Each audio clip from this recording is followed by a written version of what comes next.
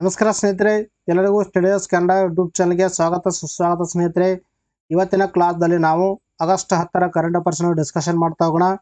Discussion ಮಾಡೋಕ್ಕಿಂತ ಮುಂಚಿತವಾಗಿ ಯಾರು ನಮ್ಮ ಚಾನಲ್ಗೆ ಹೊಸಬರಾಗಿದ್ದೀರಿ, ಚಾನಲ್ ಸಬ್ಸ್ಕ್ರೈಬ್ ಮಾಡಿ, ಶೇರ್ ಮಾಡಿ ಮತ್ತು ಬೆಲ್ ಐಕಾನ್ ಕ್ಲಿಕ್ ಮಾಡಿ.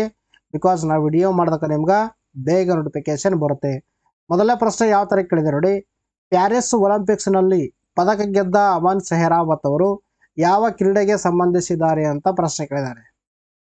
ಇದಕ್ಕೆ ಸರಿಯಾದ ಉತ್ತರ ಎರಡನೇ ಆಪ್ಷನು ಕುಸ್ತಿ. ಇದಕ್ಕೆ ಸರಿಯಾದ ಉತ್ತರ.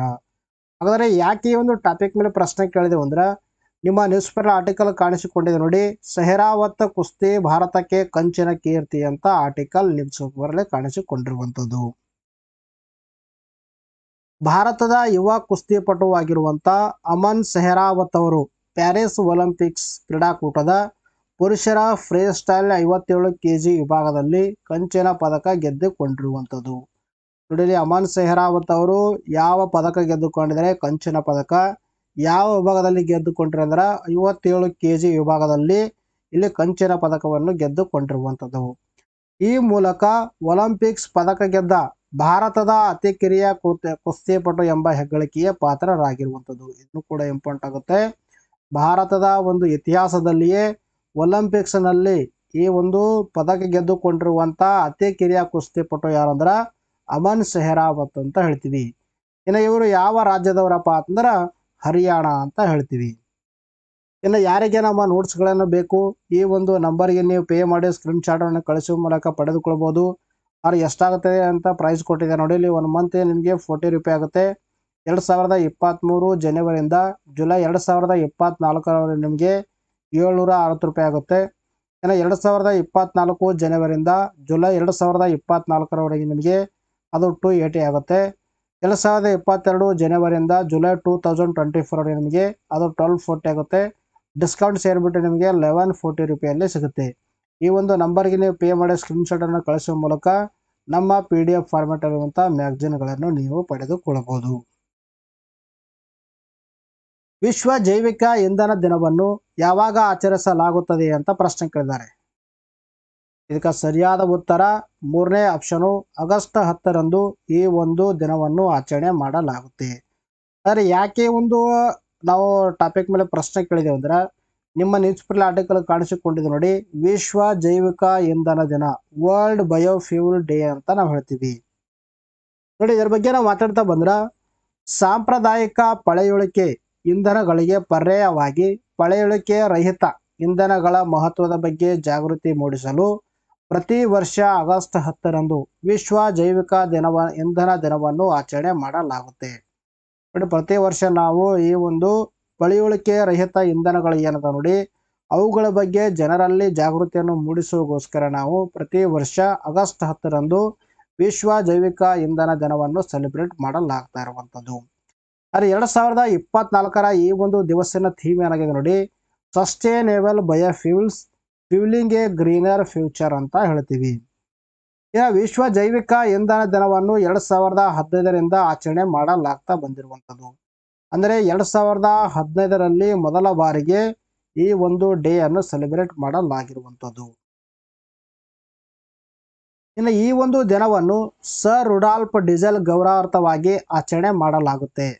ಅವರು ಡೀಸೆಲ್ ಎಂಜಿನ ಸಂಶೋಧಕರಾಗಿದ್ದು ಪಳೆಯುಳಿಕೆ ಇಂಧನಗಳ ಬದಲಿಗೆ ಸಸ್ಯಜನ್ಯ ಎಣ್ಣೆಯ ಸಾಧ್ಯತೆಯನ್ನು ಊಹಿಸಿದ ಮೊದಲಿಗರಾಗಿದ್ದರಂಥದ್ದು.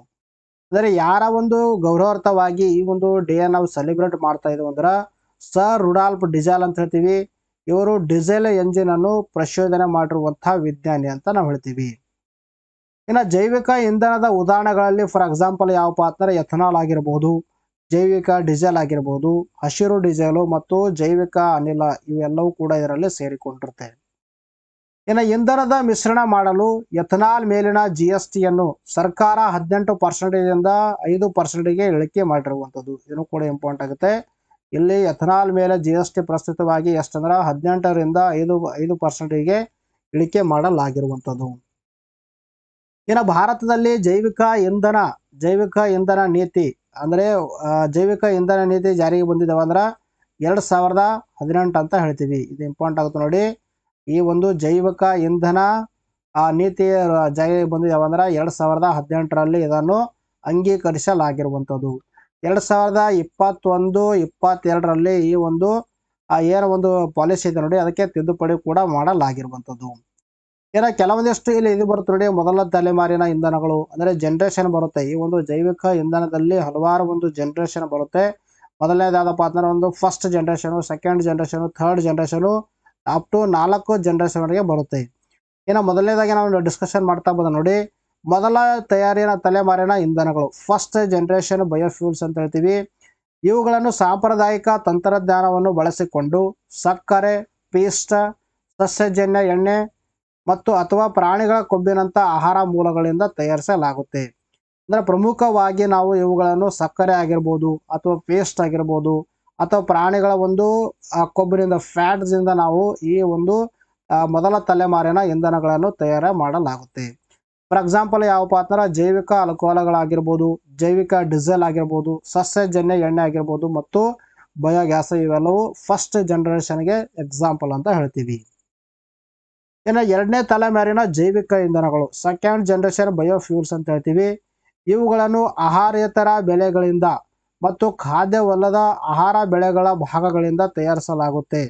ಅವುಗಳನ್ನು ನಾವು ತ್ಯಾಜ್ಯ ಎಂದು ಪರಿಗಣಿಸಲಾಗ್ತಾ ಇರುವಂಥದ್ದು. ಫಾರ್ ಎಕ್ಸಾಂಪಲ್ ಕಾಂಡಗಳಾಗಿರ್ಬೋದು ಅಥವಾ ಮರದ ಹೊಟ್ಟಾಗಿರ್ಬೋದು ಅಥವಾ ಚಿಪ್ಸ್ ಆಗಿರ್ಬೋದು, ಹಣ್ಣಿನ ಸಿಪ್ಪೆಗಳಾಗಿರ್ಬೋದು, ಇವೆಲ್ಲ ನಾವು ತ್ಯಾಜ್ಯ ವಸ್ತುಗಳು ಅಂತ ಹೇಳ್ತೀವಿ.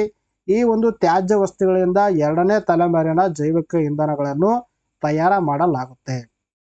ಇನ್ನು ಉದಾಹರಣೆ ಯಾವುದಪ್ಪ ಅಂತಂದ್ರೆ ಸೆಲ್ಯುಲೋಸ್ ಎಥನಾಲ್ ಅಂತ ಹೇಳ್ತೀವಿ ನಾವು. ಇನ್ನು ಮೂರನೇ ತಲೆಮಾರಿನ ಜೈವಿಕ ಇಂಧನಗಳು ನೋಡಿ, ಥರ್ಡ್ ಜನರೇಷನ್ ಬಯೋಫ್ಯೂಲ್ಸ್ ಅಂತ ಕರಿತೀವಿ ನಾವು. ಇವುಗಳನ್ನು ಪಾಚಿ ಅಂತ ಸೂಕ್ಷ್ಮ ಜೀವಿಗಳಿಂದ ಉತ್ಪಾದನೆ ಮಾಡಲಾಗುತ್ತೆ.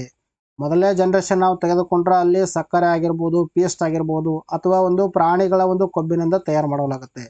ಎರಡನೇದು ನಾವು ನೋಡ್ತಾ ಬಂದ್ರೆ ತ್ಯಾಜ್ಯ ವಸ್ತುಗಳು, ಮರದ ಒಂದು ಹೊಟ್ಟಾಗಿರ್ಬೋದು ಅಥವಾ ಏನಪ್ಪಾ ಅಂತಂದ್ರೆ ಈ ಹಣ್ಣಿನ ಸಿಪ್ಪೆಗಳಾಗಿರ್ಬೋದು, ಆ ಥರ ಒಂದು ವಸ್ತುಗಳನ್ನು ಯೂಸ್ ಮಾಡಿಬಿಟ್ಟು ನಾವು ಎರಡನೇ ತಲೆಮಾರಿನ ಇಂಧನಗಳನ್ನು ತಯಾರು ಮಾಡಲಾಗುತ್ತೆ. ಇನ್ನು ಮೂರನೇ ತಲೆಮಾರಿನ ಇಂಧನಗಳು ಯಾವುದರಿಂದ ನಾವಿಲ್ಲಿ ತಯಾರು ಮಾಡ್ತೀವಿ ಅಂದ್ರೆ ಪಾಚಿ ಅಂತ ಸೂಕ್ಷ್ಮ ಜೀವಿಗಳನ್ನು ಬಳಸಿಕೊಂಡು ಇಲ್ಲಿ ಏನು ಮಾಡಲಾಗುತ್ತೆ, ಈ ಒಂದು ಥರ್ಡ್ ಜನರೇಷನ್ ಬಯೋಫ್ಯೂಲ್ಸ್ ಅನ್ನು ತಯಾರು ಮಾಡಲಾಗುತ್ತೆ. ಪಾಚಿ ಅಂತ ಸೂಕ್ಷ್ಮ ಜೀವಿಗಳನ್ನು ಆಹಾರ ಉತ್ಪಾದನೆಗೆ ಸೂಕ್ತವಲ್ಲದ ಭೂಮಿ ಮತ್ತು ನೀರನ್ನು ಬಳಸಿ ಬೆಳೆಸಬಹುದು. ಒಂದು ಅನುಕೂಲವೆಂದರೆ ಅಂತ ಬೆಳೆಗಳ ಉತ್ಪಾದನೆಯಲ್ಲಿ ಬಳಸುವ ರಸಗೊಬ್ಬರ ಪರಿಸರ ಮಾಲಿನ್ಯಕ್ಕೆ ಕಾರಣವಾಗುತ್ತೆ. ಇಲ್ಲಿ ಫಾರ್ ಎಕ್ಸಾಂಪಲ್ ಥರ್ಡ್ ಜನರೇಷನ್ ಒಂದು ಬಯೋಫ್ಯೂಲ್ಸ್ ಎಕ್ಸಾಂಪಲ್ ಏನಂದ್ರೆ ಬ್ಯೂಟನಾಲ್ ಅಂತ ನಾವು ಹೇಳ್ತೀವಿ. ಇನ್ನು ನಾಲ್ಕನೇ ತಲೆಮಾರಿನ ಜೈವಿಕ ಇಂಧನಗಳು, ಫೋರ್ತ್ ಜನರೇಷನ್ ಬಯೋಫ್ಯೂಲ್ಸ್ ಅಂತ ನಾವು ಹೇಳ್ತೀವಿ. ಈ ಇಂಧನಗಳ ಉತ್ಪಾದನೆಯಲ್ಲಿ ಹೆಚ್ಚಿನ ಪ್ರಮಾಣದ ಇಂಗಾಲವನ್ನು ತೆಗೆದುಕೊಳ್ಳಲು ಸ್ಥಳೀಯವಾಗಿ ವಿನ್ಯಾಸಗೊಳಿಸಲಾದ ಜೀವರಾಶಿಯಾಗಿ ಬೆಳೆಸಲಾಗುತ್ತೆ ಮತ್ತು ಕೊಯ್ಲು ಮಾಡಲಾಗುತ್ತೆ. ನಂತರ ಎರಡನೇ ತಲೆಮಾರಿನ ತಂತ್ರಗಳನ್ನು ಬಳಸಿಕೊಂಡು ಬೆಳೆಗಳನ್ನು ಇಂಧನವಾಗಿ ಪರಿವರ್ತನೆ ಮಾಡಲಾಗುತ್ತೆ. ಇಲ್ಲಿ ಏನು ಮಾಡ್ತಾರೆ ಅಂದ್ರೆ ಇಲ್ಲಿ ಏನಪ್ಪ ಅಂತಂದ್ರೆ ಇಲ್ಲಿ ಕೆಲವೊಂದಿಷ್ಟು ಹೆಚ್ಚಿನ ಪ್ರಮಾಣದಲ್ಲಿ ಇಂಗಾಲನ್ನು ಹೀರಿಕೊಳ್ಳುವಂಥ ಕೆಲವೊಂದಿಷ್ಟು ಜೀವರಾಶಿಗಳನ್ನು ಬೆಳೆಸಲಾಗುತ್ತೆ. ತದನಂತರದಲ್ಲಿ ಆ ಒಂದು ಸಸ್ಯಗಳಾಗಿರ್ಬೋದು ಅಥವಾ ಈ ಥರ ಒಂದು ವಸ್ತುಗಳನ್ನು ಬೆಳೆಸಿಬಿಟ್ಟು ಏನು ಮಾಡ್ತಾರೆ, ಅವುಗಳನ್ನು ಕೊಯ್ಲು ಮಾಡಲಾಗುತ್ತೆ.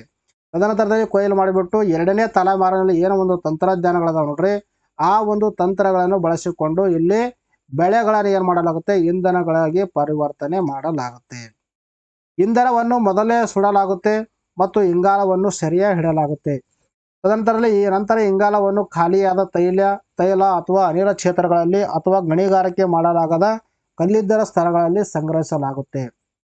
ಇಲ್ಲಿ ಏನು ಮಾಡ್ತಾರೆ ಅಂದ್ರೆ ಇಂಗಾಲನ್ನು ಈ ಒಂದು ಫ್ಯೂಲ್ ಅನ್ನು ಬರ್ನ್ ಮಾಡಿಬಿಟ್ಟು ಏನು ಇಂಗಾಲಿಯಲ್ಲಿ ಬಿಡುಗಡೆ ಆಗುತ್ತೆ ನೋಡ್ರಿ ಕಾರ್ಬನ್ನು, ಆ ಒಂದು ಕಾರ್ಬನ್ ಕ್ಯಾಪ್ಚರ್ ಮಾಡಿಬಿಟ್ಟು ಏನು ಮಾಡ್ತಾರೆ, ಇಲ್ಲಿ ಆ ತೈಲ ಆಗಿರ್ಬೋದು ಅಥವಾ ಅನಿಲ ಕ್ಷೇತ್ರ ಆಗಿರ್ಬೋದು ಅಥವಾ ಗಣಿಗಾರಿಕೆ ಮಾಡಲಾಗದ ಕಲ್ಲಿನ ಒಂದು ಸ್ತರಗಳಲ್ಲಿ ಏನು ಮಾಡುತ್ತೆ, ಸ್ಟೋರ್ ಮಾಡಿ ಇಡಲಾಗುತ್ತೆ. ಈ ಥರ ಏನು ಗೊತ್ತಿರಬೇಕು ನಿಮಗೆ, ಡಿಫ್ರೆನ್ಸ್ ಗೊತ್ತಿರಬೇಕು. ಫಸ್ಟ್ ಜನರೇಷನ್ ಯಾವ ಥರ ಉತ್ಪಾದನೆ ಮಾಡ್ತಾರೆ, ಸೆಕೆಂಡ್ ಜನರೇಷನಲ್ಲಿ ಯಾವ ಥರ ಒಂದು ಟೆಕ್ನಾಲಜಿ, ಅದಂತಂದರೆ ಥರ್ಡ್ ಜನರೇಷನ್ ಮತ್ತು ಫೋರ್ತ್ ಜನರೇಷನ್ ಅಂತ ನಾವು ಹೇಳ್ತೀವಿ. ಇನ್ನು ನೆಕ್ಸ್ಟ್ ಕ್ವಶನ್ ಯಾವ ಥರ ಕೇಳಿದೆ ನೋಡಿ, ಸ್ಟೇಟ್ ಬ್ಯಾಂಕ್ ಆಫ್ ಇಂಡಿಯಾದ ನೂತನ ಅಧ್ಯಕ್ಷರಾಗಿ ಯಾರನ್ನು ನೇಮಕ ಮಾಡಲಾಗಿದೆ ಅಂತ ಪ್ರಶ್ನೆ ಕೇಳಿದ್ದಾರೆ. ಇದಕ್ಕೆ ಸರಿಯಾದ ಉತ್ತರ 4ನೇ ಆಪ್ಷನು ಚೆಲ್ಲಾ ಶ್ರೀನಿವಾಸಲು ಶೆಟ್ಟಿ ಅಂತ ನಾವು ಹೇಳ್ತೀವಿ. ಅಂದರೆ CS ಶೆಟ್ಟಿ ಅವರನ್ನು ನಾವು ರೀಸೆಂಟ್ ಆಗಿ ಸ್ಟೇಟ್ ಬ್ಯಾಂಕ್ ಆಫ್ ಇಂಡಿಯಾದ ನೂತನ ಅಧ್ಯಕ್ಷರಾಗಿ ಆಯ್ಕೆ ಮಾಡಲಾಗಿರುವಂಥದ್ದು. ಸ್ಟೇಟ್ ಬ್ಯಾಂಕ್ ಆಫ್ ಇಂಡಿಯಾದ ಹೊಸ ಅಧ್ಯಕ್ಷರಾಗಿ ಚಲ್ಲಾ ಶ್ರೀನಿವಾಸಲು ಶೆಟ್ಟಿ ಸಿ.ಎಸ್. ಶೆಟ್ಟಿ ಅವರನ್ನು ನೇಮಕ ಮಾಡಲಾಗಿರುವಂಥದ್ದು. ಅವರನ್ನು 3 ವರ್ಷಗಳ ಅವಧಿಗೆ ನೇಮಕ ಮಾಡಲಾಗಿರುವಂಥದ್ದು. ಯಾರು ಚೇರ್ಮನ್ ಆಗಿ ನೇಮಕಗೊಂಡಿದ್ದಾರೆ ಮತ್ತು ಎಷ್ಟು ವರ್ಷಗಳ ಅವಧಿಗೆ ಅವರಿಗೆ ಈ ಒಂದು SBIನ ಚೇರ್ಮನ್ ಆಗಿ ನೇಮಕ ಮಾಡಲಾಗಿದೆ, ಈ ಒಂದು ಪಾಯಿಂಟ್ ಸ್ಪಷ್ಟವಾಗಿ ತಲೆಯಲ್ಲಿರಬೇಕು. ಇನ್ನು ಸ್ಟೇಟ್ ಬ್ಯಾಂಕ್ ಆಫ್ ಇಂಡಿಯಾ ಬಗ್ಗೆ ನಾವು ಮಾತಾಡ್ತಾ ಬಂದು ನೋಡಿ, bank of Madras, bank of Calcutta ಮತ್ತು ಬ್ಯಾಂಕ್ ಆಫ್ ಬಾಂಬೆ ವಿಲೀನಗೊಂಡು ಇಂಪೀರಿಯಲ್ ಬ್ಯಾಂಕ್ ಆಫ್ ಇಂಡಿಯಾವನ್ನು ಸ್ಥಾಪನೆ ಮಾಡಲಾಗುತ್ತೆ. ಫಸ್ಟ್ ಏನಂದ್ರೆ 3 ಬ್ಯಾಂಕ್ಗಳಿದ್ದು, ಒಂದು ಬ್ಯಾಂಕ್ ಆಫ್ ಬೆಂಗಾಲು, ಎರಡನೇದು ಬ್ಯಾಂಕ್ ಆಫ್ ಮದ್ರಾಸ್, ಅದರಲ್ಲಿ ಬ್ಯಾಂಕ್ ಆಫ್ ಬಾಂಬೆ. ಈ 3 ವಿಲೀನಗೊಂಡುಬಿಟ್ಟು ಇವೆಲ್ಲ 3 ಮರ್ಜ್ ಮಾಡಿಬಿಟ್ಟು ಇಂಪೀರಿಯಲ್ ಬ್ಯಾಂಕ್ ಆಫ್ ಇಂಡಿಯಾ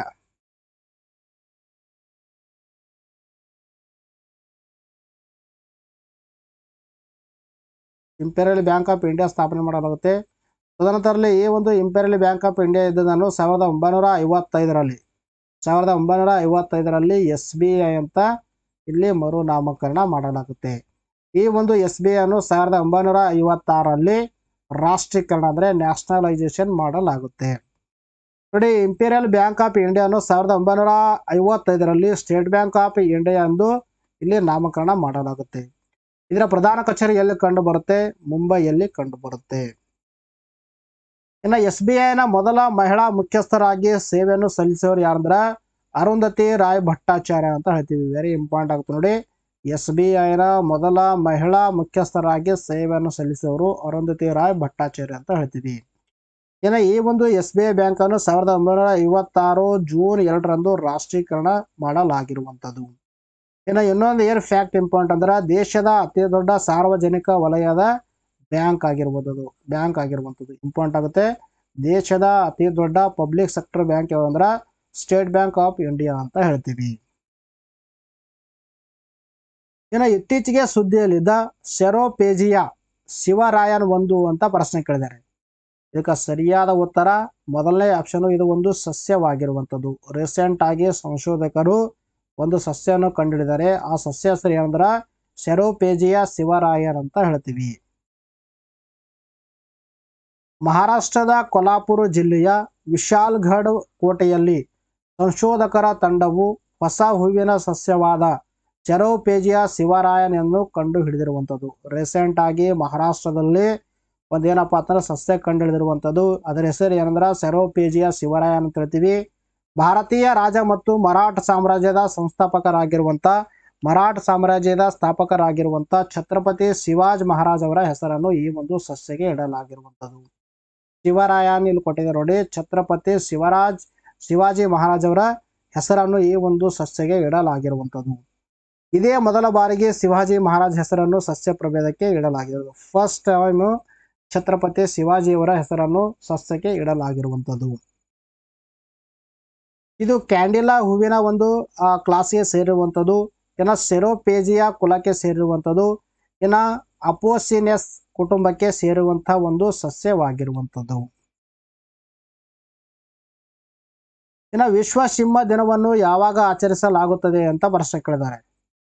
ಇದಕ್ಕೆ ಸರಿಯಾದ ಉತ್ತರ ಎರಡನೇ ಆಪ್ಷನು ಆಗಸ್ಟ್ 10ರಂದು ಇದನ್ನು ಸೆಲೆಬ್ರೇಟ್ ಮಾಡಲಾಗುತ್ತೆ. ಇದ್ರ ಬಗ್ಗೆ ನಾವು ಡಿಸ್ಕಷನ್ ಮಾಡ್ತಾ ಬಂದು ನೋಡಿ. ಸಿಂಹಗಳ ಬಗ್ಗೆ ಜಾಗೃತಿ ಮೂಡಿಸಲು ಮತ್ತು ಅವುಗಳ ಸಂರಕ್ಷಣೆ ಮತ್ತು ರಕ್ಷಣೆಗಾಗಿ ಪ್ರಪಂಚದಾದ್ಯಂತ ವಾರ್ಷಿಕವಾಗಿ ಆಗಸ್ಟ್ 10ರಂದು ವಿಶ್ವ ಸಿಂಹ ದಿನವನ್ನು ಆಚರಣೆ ಮಾಡಲಾಗುತ್ತೆ. ಇಂಪಾರ್ಟೆಂಟ್ ಆಗುತ್ತೆ ನೋಡಿ. ವರ್ಲ್ಡ್ ಲಯನ್ ಡೇನ ನಾವು ಯಾವಾಗ ಸೆಲೆಬ್ರೇಟ್ ಮಾಡ್ತೀವಿ ಅಂದ್ರೆ ಆಗಸ್ಟ್ 10ರಂದು ಸೆಲೆಬ್ರೇಟ್ ಮಾಡ್ತೀವಿ. ಈ ಒಂದು ಸಿಂಹಗಳು ಪ್ಯಾಂಥೆರಾ ಲಿಯೋ ವರ್ಗಕ್ಕೆ ಸೇರಿರುವಂಥದ್ದು. ವಿಶ್ವ ಸಿಂಹ ದಿನವನ್ನು 2013ರಲ್ಲಿ ಬಿಗ್ ಕ್ಯಾಟ್ ಇನಿಷಿಯೇಟಿವ್ ಮತ್ತು ನ್ಯಾಷನಲ್ ಜಿಯೋಗ್ರಾಫಿಕ್ರ ಸಹ ಸಂಸ್ಥಾಪಕರಾದ ಡೆರೆಕ್ ಮತ್ತು ಬೆವರ್ಲಿ ಚೌಬಾಟ್ ಅವರು ಪ್ರಾರಂಭ ಮಾಡಿರುವಂಥದ್ದು. 2013ರಲ್ಲಿ ಈ ಒಂದು ಡೇ ಅನ್ನು ಸೆಲೆಬ್ರೇಟ್ ಮಾಡೋಕೆ ನಾವು ಪ್ರಾರಂಭ ಮಾಡಿರುವಂಥದ್ದು. ಇಲ್ಲಿ ಯಾರಪ್ಪ ಅಂತಂದ್ರೆ ಬಿಗ್ ಕ್ಯಾಟ್ ಇನಿಷಿಯೇಟಿವ್ ಒಂದು ಸಂಸ್ಥಾಪಕರಾಗಿರುವಂಥ ಡೆರೆಕ್ ಮತ್ತು ಚೌಬರ್ಟ್ ಅವರು ಈ ಒಂದು ಡೇ ಅನ್ನು ಪ್ರಾರಂಭ ಮಾಡಿರುವಂಥದ್ದು. ಮೊದಲ ವಿಶ್ವ ಸಿಂಹ ದಿನವನ್ನು 2013ರಲ್ಲಿ ಪ್ರಾರಂಭ ಮಾಡಲಾಗಿರುವಂಥದ್ದು. ಇನ್ನು ಲಯನ್ಸ್ ಬಗ್ಗೆ ಮಾತಾಡ್ತಾ ಬಂದು ನೋಡಿ. ಪ್ರಮುಖವಾಗಿ ಲಯನ್ಸ್ ಅಲ್ಲಿ ಒಂದು ಉಪಜಾತಿಗಳು ಕಂಡು ಬರುತ್ತೆ. ಅಂದ್ರೆ 2 ಉಪಜಾತಿಗಳ ವಿಂಗಡಣೆ ಮಾಡಲಾಗಿರುವಂಥದ್ದು. ಮೊದಲನೇದು ಒಂದು ಆಫ್ರಿಕನ್ ಲಯನ್ಸ್ ಅಂತ ಹೇಳ್ತೀವಿ. ಎರಡನೇದು ಏಸಿಯಾಟಿಕ್ ಲಯನ್ಸ್ ಅಂತ ಹೇಳ್ತೀವಿ. ಈ ಆಫ್ರಿಕನ್ ಲಯನ್ಸ್ ಎದಕ್ಕೆ ಸಂಬಂಧಪಟ್ಟಿವೆ ಅಥವಾ ಯಾವ ವರ್ಗಕ್ಕೆ ಸೇರಿ ಅಂದ್ರೆ ಪ್ಯಾಂಥೆರಾ ಲಿಯೋ ಅಂತ ಹೇಳ್ತೀವಿ. ಇನ್ನು ಏಸಿಯಾಟಿಕ್ ಸಿಂಹ ನೋಡಿ ಪ್ಯಾಂಥೆರಾ ಲಿಯೋ ಫರ್ಸಿಕಾ ಅಂತ ಹೇಳ್ತೀವಿ. ಇನ್ನು ಇದರಲ್ಲಿ ನಾವು ಏಸಿಯಾಟಿಕ್ ಸಿಂಹ ಬಗ್ಗೆ ನಾವು ಮಾತಾಡ್ತಾ ಬಂದ ನೋಡಿ, ಭಾರತವು ಭವ್ಯವಾದ ಏಸಿಯಾಟಿಕ್ ಸಿಂಹಕ್ಕೆ ನೆಲೆಯಾಗಿರುವಂಥದ್ದು. ಅದರ ಪ್ರಸ್ತುತವಾಗಿ ಭಾರತದಲ್ಲಿ ಏನು ಆ ಸಿಂಹಗಳು ಕಂಡು ಬರ್ತಾವೆ ಅವೆಲ್ಲವೂ ಕೂಡ ಏಸಿಯಾಟಿಕ್ ಸಿಂಹಗಳಾಗಿರುವಂಥದ್ದು. ಪ್ರಮುಖವಾಗಿ ಅಂದ್ರೆ ಗಿರ್ ರಾಷ್ಟ್ರೀಯ ಉದ್ಯಾನವನ ಮತ್ತು ವನ್ಯಜೀವಿ ಅಭಯಾರಣ್ಯವು ಏಸಿಯಾಟಿಕ್ ಸಿಂಹದ ಏಕೈಕ ವಾಸಸ್ಥಾನವಾಗಿರುವಂಥದ್ದು. ಏನ ಇವತ್ತಿನ ಪ್ರಶ್ನೆ ಎಲ್ಲರಿಗೂ ಏನಂದ್ರೆ ಈ ಒಂದು ಗಿರ್ ರಾಷ್ಟ್ರೀಯ ಉದ್ಯಾನವನ ಯಾವ ರಾಜ್ಯದಲ್ಲಿ ಕಂಡು ಬರುತ್ತೆ? ಒಳ್ಳೆ ಪ್ರಶ್ನೆ ಸ್ಪಷ್ಟವಾಗಿ ಕೇಳಿಸಬೇಕು. ಗಿರ್ ರಾಷ್ಟ್ರೀಯ ಉದ್ಯಾನವನ ಯಾವ ರಾಜ್ಯದಲ್ಲಿ ಕಂಡು ಬರುತ್ತೆ ಅನ್ನೋ ಒಂದು ಕ್ವಶನ್ಗೆ ಎಲ್ಲರೂ ಕಮೆಂಟ್ ಸೆಕ್ಷನ್ ಅಲ್ಲಿ ತಪ್ಪದೆ ಉತ್ತರವನ್ನು ತಿಳಿಸಬೇಕು. ಇನ್ನು ಏಸಿಯಾಟಿಕ್ ಲಯನ್ ಒಂದು ಸಂರಕ್ಷಣಾ ಸ್ಥಿತಿ ಅಥವಾ ಒಂದು ಪ್ರೊಟೆಕ್ಷನ್ ಸ್ಟೇಟಸ್ ಬಗ್ಗೆ ನಾವು ಮಾತಾಡ್ತಾ ಬಂದ ನೋಡಿ, ಐಸಿಎನ್ ರೆಡ್ ಲಿಸ್ಟ್ ಅಲ್ಲಿ ಇದಕ್ಕೆ ಎಂಡೇಂಜರ್ಡ್ ಅಂತ ಮೆನ್ಷನ್ ಮಾಡಲಾಗಿರುವಂಥದ್ದು. ಇನ್ನು ಸೈಟ್ಸ್ನ ಅಪೆಂಡಿಕ್ಸ್ 1 ಅಲ್ಲಿ ಇದನ್ನು ಸಂರಕ್ಷಣೆ ಮಾಡಲಾಗ್ತಾ ಇರುವಂಥದ್ದು. ಇನ್ನು ವರ್ಲ್ಡ್ ಲೈಫ್ ಕನ್ಸರ್ವೇಷನ್ ಆಕ್ಟ್ ಅಂದರೆ ವನ್ಯಜೀವಿ ಸಂರಕ್ಷಣಾ ಕಾಯ್ದೆ 1972ರ ಶೆಡ್ಯೂಲ್ 1 ಅಲ್ಲಿ ಈ ಒಂದು ಏನಪ್ಪಾ ಅಂದ್ರೆ ಸಿಂಹಗಳಿಗೆ ಸಂರಕ್ಷಣೆ ಮಾಡಲಾಗ್ತಾ ಇರುವಂಥದ್ದು. ಇನ್ನು ನೆಕ್ಸ್ಟ್ ಅನ್ಸ್ಕೊಟ್ಟಿದ್ದಾರೆ. ಮೊದಲ ಪ್ರಶ್ನೆ ಯಾವ ತರ ಕೇಳಿದೆ ನೋಡಿ, ಅಧ್ಯಕ್ಷ ಮೊಹಮ್ಮದ್ ಶಹಾಬುದ್ದೀನ್ ಅವರು ಬಾಂಗ್ಲಾದೇಶದ ಮಧ್ಯಂತರ ಸರ್ಕಾರದ ಮುಖ್ಯ ಸಲಹೆಗಾರರಾಗಿ ಯಾರನ್ನು ಹೆಸರಿಸಿದ್ದಾರೆ ಅಂತ ಪ್ರಶ್ನೆ ಕೇಳಿದ್ದಾರೆ. ಇದಕ್ಕೆ ಸರಿಯಾದ ಉತ್ತರ ಮೊಹಮ್ಮದ್ ಯೂನುಸ್.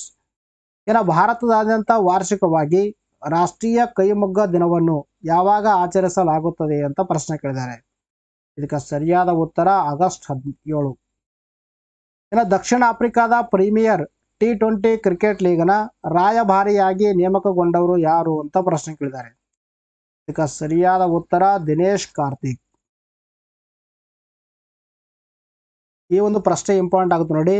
ಇಂಡಿಯಾ ಎಟ್ 100 ಎನ್ವಿಸೈಸಿಂಗ್ ಟುಮಾರೋ ಎಕನಾಮಿಕ್ ಪವರ್ ಹೌಸ್ ಎಂಬ ಶೀರ್ಷಿಕೆಯ ಪುಸ್ತಕದ ಲೇಖಕರು ಯಾರು ಅಂತ ಪ್ರಶ್ನೆ ಕೇಳಿದ್ದಾರೆ. ಇದಕ್ಕೆ ಸರಿಯಾದ ಉತ್ತರ KV ಸುಬ್ರಹ್ಮಣ್ಯಂ. ಇನ್ನು ಭಾರತದಲ್ಲಿ ಮೊದಲ ಯಶಸ್ವಿ ಹೃದಯ ಕಸಿ ಸ್ಮರಣಾರ್ಥವಾಗಿ ಭಾರತೀಯ ಅಂಗದಾನ ದಿನವನ್ನು ವಾರ್ಷಿಕವಾಗಿ ಯಾವಾಗ ಆಚರಿಸಲಾಗುತ್ತದೆ ಅಂತ ಪ್ರಶ್ನೆ ಕೇಳಿದ್ದಾರೆ. ಇದಕ್ಕೆ ಸರಿಯಾದ ಉತ್ತರ ಆಗಸ್ಟ್ 3ರಂದು ಆಚರಣೆ ಮಾಡಲಾಗ್ತಾ ಇರುವಂಥದ್ದು. ಸ್ನೇಹಿತರೆ, ಇಲ್ಲಿ ಒಂದು ವಿಡಿಯೋ ಮುಗಿಸೋಣ. ಮತ್ತೆ ನಾವು ಮುಂದಿನ ವಿಡಿಯೋದಲ್ಲಿ ಭೇಟಿಯಾಗೋಣ. ಟೇಕ್ ಕೇರ್, ಬಾಯ್ ಬಾಯ್.